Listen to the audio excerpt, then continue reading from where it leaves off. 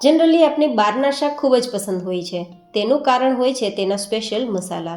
તો આજ ડિમ્પલ્સ ડિશીસમાં આપણે ચણાના લોટના ઉપયોગ વગર એવો મસાલો તૈયાર કરીશું જેને 6 થી 8 મહિના સુધી સ્ટોર કરી શકશો અને કોઈ પણ ભરેલા શાકમાં, ઊંધિયામાં કે પછી કોઈ પણ ગ્રેવીવાળા શાકમાં માત્ર 2-3 ચમચી જેટલા મસાલાનો ઉપયોગ કરશો ને તો ખૂબ જ સ્વાદિષ્ટ શાક તૈયાર થશે. તો ચલો સૌથી પહેલાં તેનો મસાલો તૈયાર કરી લઈએ. તો જેમના માટે એક જાડા તળિયાવાળી કડાઈને ગેસ ફ્લેમ પર રાખી છે અને તેમાં 4 ચમચી જેટલા આખા ધાણા લેશું.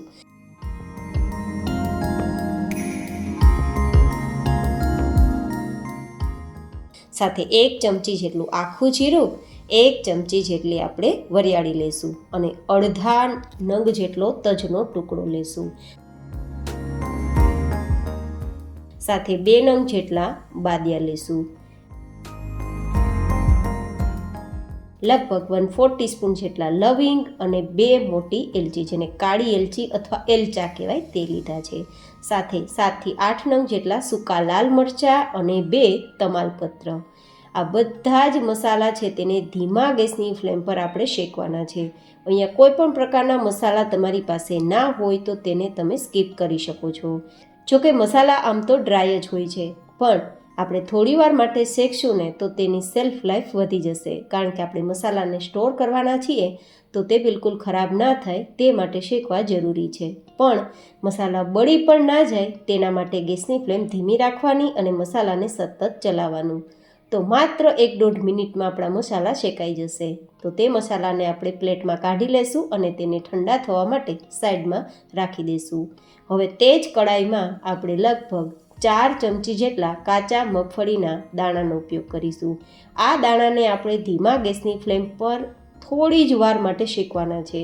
દાણાની ઉપરની સ્કિન એટલે કે દાણાના ફોતરા નીકળે ત્યાં સુધી નથી શેકવાના, માત્ર તેનું મોઇશ્ચર જતું રહે જેથી આપણે આપણા મસાલાને સ્ટોર કરી શકીએ અને તે બિલકુલ ખરાબ ના થાય તે માટે શેકીએ છીએ.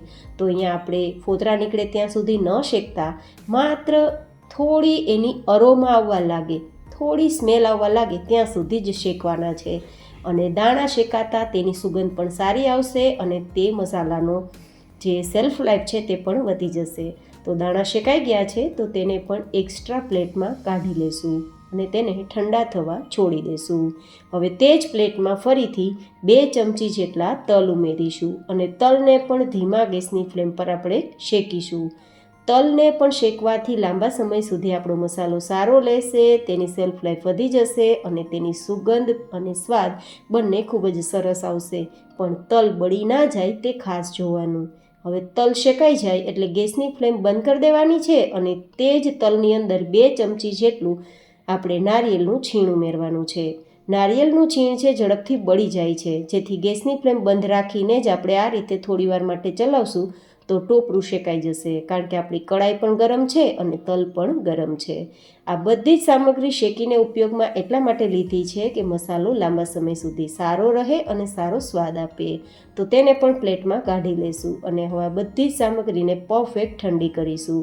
જ્યાં સુધી મસાલા બરાબર ઠંડા ના થાય ત્યાં સુધી તેને પીસવાના નથી. જો ગરમ ગરમ આપણે પીસવાની કોશિશ કરશું તો તે મસાલામાં સ્ટીમ આવશે અને સ્ટીમના કારણે તે મસાલાનો સ્વાદ તો ખરાબ થઈ જશે, સુગંધ તો ખરાબ થઈ જશે, પણ લાંબા સમય સુધી સારા પણ નહીં રહે.